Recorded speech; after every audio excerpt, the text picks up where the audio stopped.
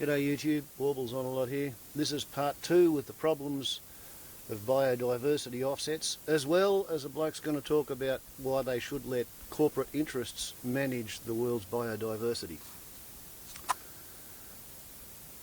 Governments, trying to find work and so on. Now, there's a question of values going on here, and biodiversity has always been expendable. That's why it's declining. Gerry Bates says offsets are becoming a new environmental battleground. He says offset assessments need to be very clear about what's being bulldozed and what's being put up to compensate for that loss. This is the whole problem with offsets. You have to be very, very rigorous as a decision maker to allow this to happen, and the evidence has to stand up. And of course, as we know, they're very controversial. A lot of people would start from the point of view, offsetting is not a legitimate tool anyway. But if it's going to be used, it has to be as rigorously and scientifically evaluated as possible, and that's where a lot of the controversy comes about. Gerry Bates says a key problem is there's no standard accreditation for ecologists. The problem is any Tom, Dick or Harry can stick a plate up at their door and say, hey, I'm an ecological consultant. Environmental assessments have been going on since the 1970s, and there's still no formal standards of accreditation for the people who claim to be able to do them. That, again, is absolutely why the decision maker has to give the most rigorous analysis to the information provided by the proponent of a development. The Sydney Morning Herald highlighted this dilemma with an example near Lithgow, an extension of the Invincible mine. The environmental impact statement was written by a mine surveyor, not an ecologist. And that mine surveyor was a part owner of the mine. The New South Wales Planning Department was quoted as saying there was no issue because the relationship between a mine and the author of an environmental impact statement is irrelevant because all the supporting material is rigorously checked. Even if there's no problem with the way offsets are assessed, there's increasing nervousness about how secure they are. Offsets are supposed to become conservation estates, protected in perpetuity, but that hasn't happened in a high-profile New South Wales coal mining operation outside the little town of Bulga in the Hunter Valley. Background Briefing's Jess Hill reported on it last year. The first coal was dug out of Mount Thorley Warkworth more than 30 years ago. For most of that time, the mine and the residents of Bulga have coexisted in relative harmony. In 2003, Rio Tinto applied to expand the mine. The New South Wales government approved it, but with a very important condition. Saddle Ridge, the hill separating the town from the mine, as well as the critically endangered Warkworth Sands woodland, were never to be mined. But just 7 years later, after a steep rise in coal prices, Rio Tinto decided it wanted to mine the offset it was supposed to be protecting.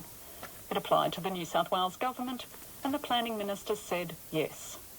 The Environmental Defender's Office helped the Bulga community take the case to court. Here's Sue Higginson. And the Chief Judge of the New South Wales Land and Environment Court heard the case about allowing mining in an offset area, looked at what that meant in terms of biodiversity impacts, and he found that they would be unacceptable. So he refused permission to the mining company, and they couldn't go ahead with the new part of the mine. Critical in the decision is the scarcity of the Warkworth Sands woodland. Rio Tinto put up another offset, but the judge found it wasn't like for like. The New South Wales government and Rio Tinto quickly appealed the judgment. That decision is still pending. In the meantime, Rio Tinto proposed another smaller mine expansion, which also cuts into the original offset area. That expansion has just been approved by the New South Wales government. Environmental law expert Gerry Bates says the Bulga case shows that any piece of land, offset or otherwise, is not protected in perpetuity. It doesn't matter whether you've got a national park or an offset or a conservation covenant or anything. They're all variable. They can always be revisited in the future. Gerry Bates says the New South Wales government has also moved to prevent another Bulga-style court case. The government has changed the rules, so the economic benefits of mining is given top priority in planning decisions. And Jerry Bates says no more MERIC reviews can go to the Land and Environment Court if there's already been a public hearing before the state's independent reviewer. They have gone further because if the Minister sends a major mining project to the Planning Assessment Commission for a public hearing, that will knock out all the types of appeal that were going on in the Bulga case. In other words, Bulga wouldn't be able to happen again if the Minister sends the proposal to the Planning Assessment Commission for a public hearing. That's Jerry Bates. The New South Wales Greens recently denounced the Planning Assessment Commission as a rubber stamp after finding it agreed with 96% of approvals made by the state's Department of Planning.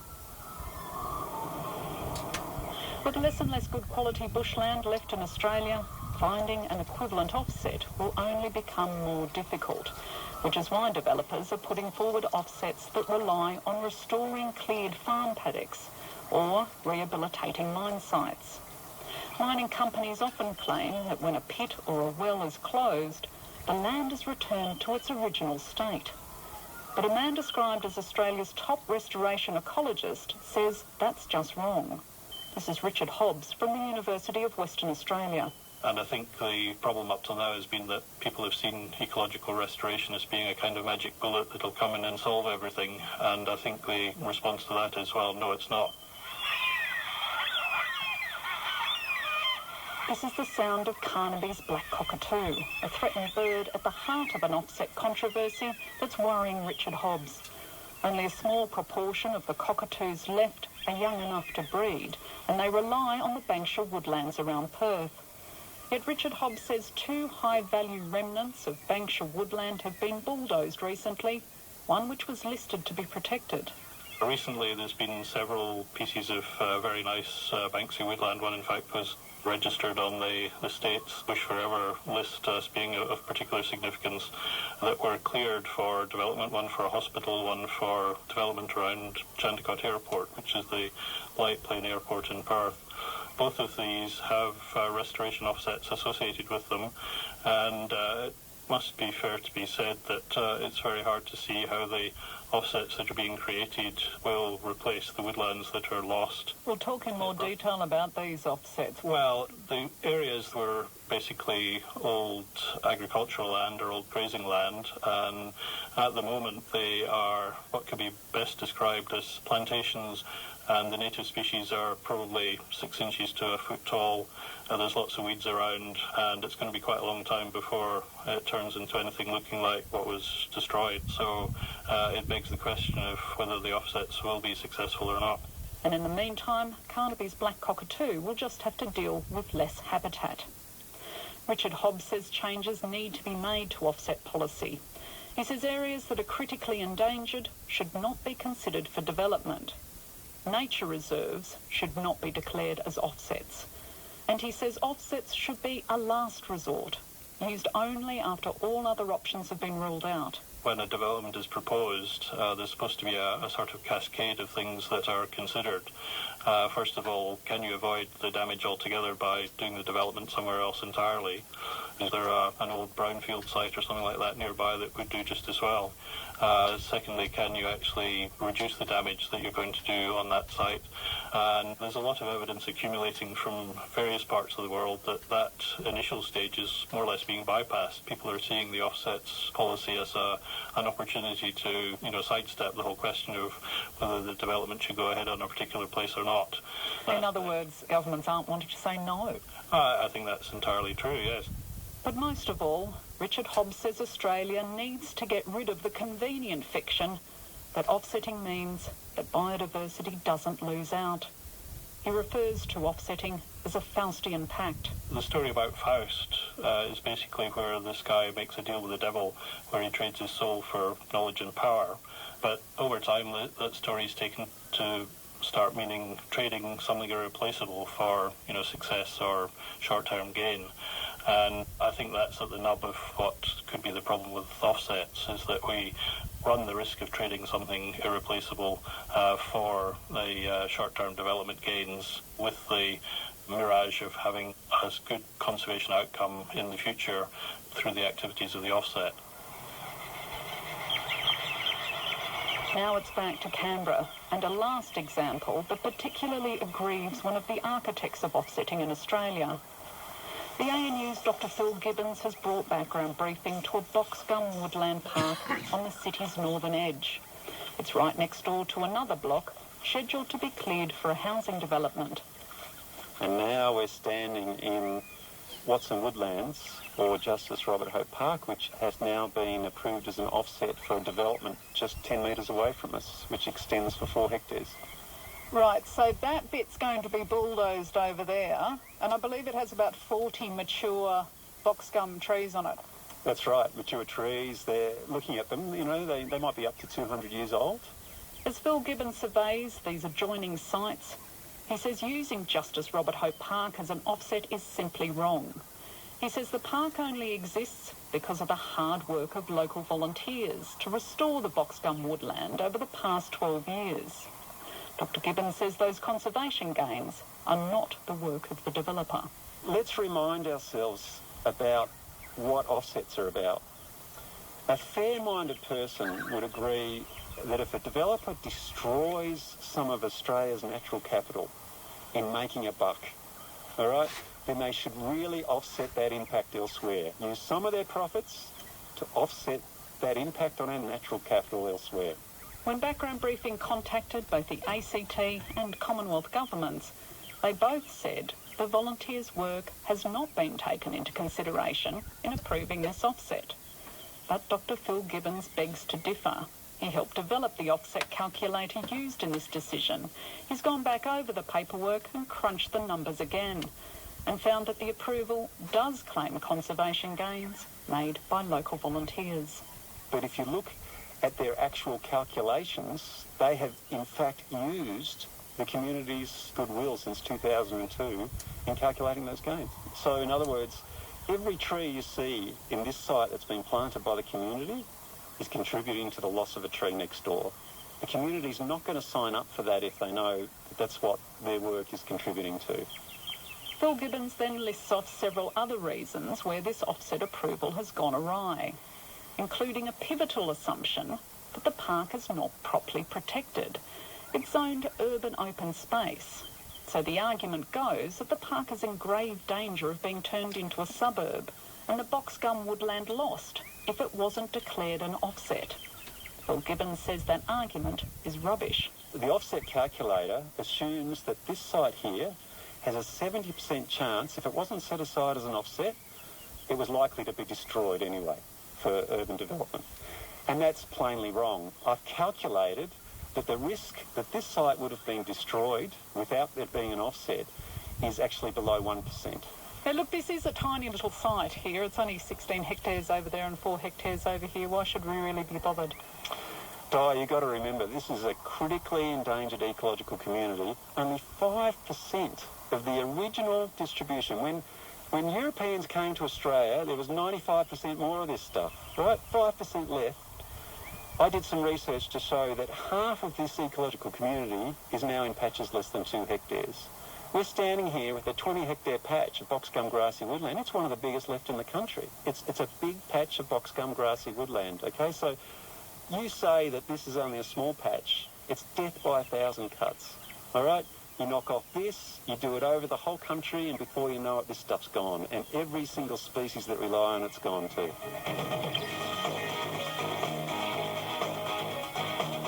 Background Briefing's coordinating producer is Linda McGuinness.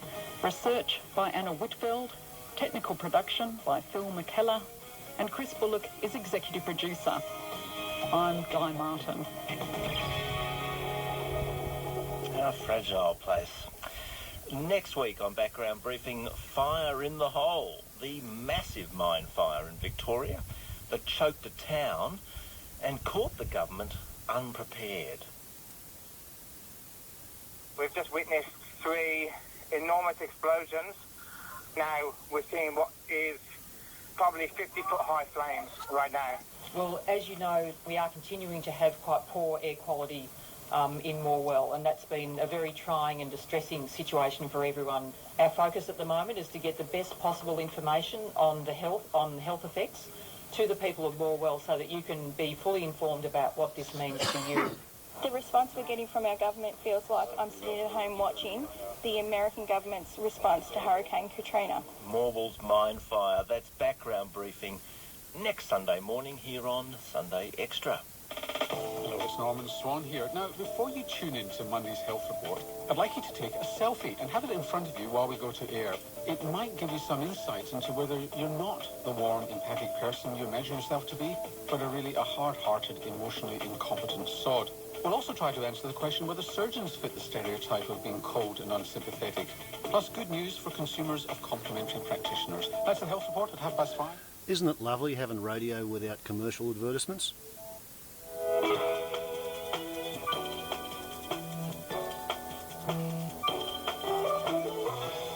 12 away from 9 here on Sunday Extra. If you missed DA's wordplay at about 7:45, well, here is a chance to hear it again.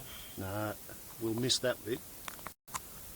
I'll use this interlude to point out that the definition of a mine is it's a hole in the ground which belongs to a liar. If there's some really good ore in the mine, then the miner gets around with the arse out of his trousers, driving a beat-up heap of shit, complaining how he can't afford his groceries. They behave like that so that nobody else will go down their hole in the ground and steal their pay dirt in the moonlight. If the hole in the ground has nothing worthwhile in it, the bloke who owns it gets around wearing a three-piece suit in a chauffeur-driven car selling shares in the hole in the ground.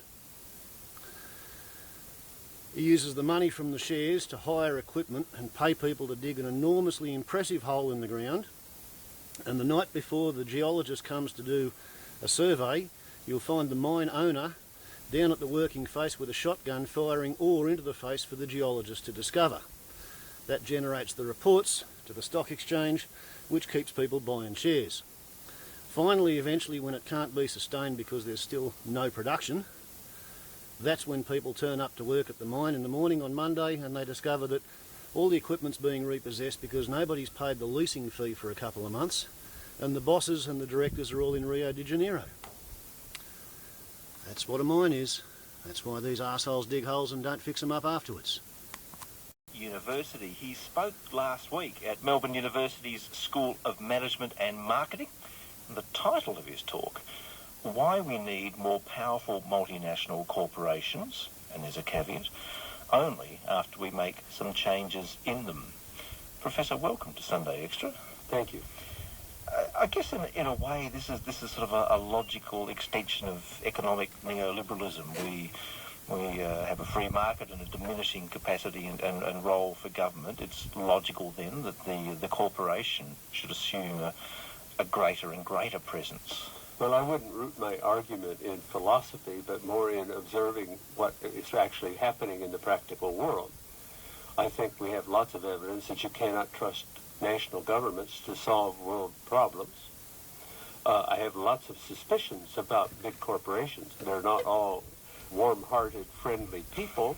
At the same time, it's pretty clear that we have to do something much more drastic than we have been doing. Well, explain to us why, and that involves, I think, outlining some of those issues, the things that are proving to be beyond the grip of nation-states to deal with.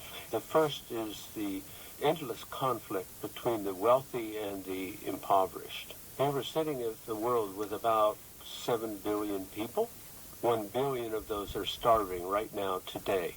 Another 3 billion are living on wholly inadequate nutrition and no medical care. That's more than half of the world's population. If you look at the projections by the United Nations and the World Bank, you find that they're saying it's only going to grow worse. The thing is, there are about 60 wars happening right now, and you could easily imagine how that number could double because the evidence shows that when wars break out, they happen in places where the birth rates are very high and where poverty is very great. One thing leads to the other. Yes. People who don't have anything, food to feed their families, go to war on their neighbors to get food for their families. So I think one of the central problems is how to redistribute the wealth, and the large global corporations are virtually the only social institution today that is moving wealth from the wealthiest countries to the poorest countries. Because you have a corporation based in one place, which employs people in another, That's and therefore... right. It's looking for low-wage people and using wealthy people's purchases to fund those low-wage people. That's either a solution or a cause of some of that poverty in some instances. Well, you can't cause poverty by providing people with jobs when they don't have any other way to earn a living. A lot of corporations understand the need to be in business for a long time and to assure themselves of a continuing business. One thing that CEOs talk about when they get together is that in order for big corporations to operate, you need a middle class. They are not successful in societies in which everybody's impoverished and only a few are wealthy. There aren't enough wealthy people to buy their toothpaste, and the really impoverished people don't care about the toothpaste. So you have to create middle classes. Professor William Starbuck has the challenging idea that corporations may, in time, perhaps rather quickly, assume the roles of the nation-state, of national governments, and perhaps that's our next best hope. Professor, I mean, I guess that's the point. We assume that a nation-state will act in the interests of its people. That's the story they sell us. That's a limiting factor when the situation is global. That point is conceded. That's right. But the corporation has no such compunction to act in the interests of anyone other than the people that invest in that corporation. They want a return from that corporation. Can that possibly be a driver for good, a driver for, outside of philanthropy, for a generous easing of conditions, other than in ways that suit the corporation?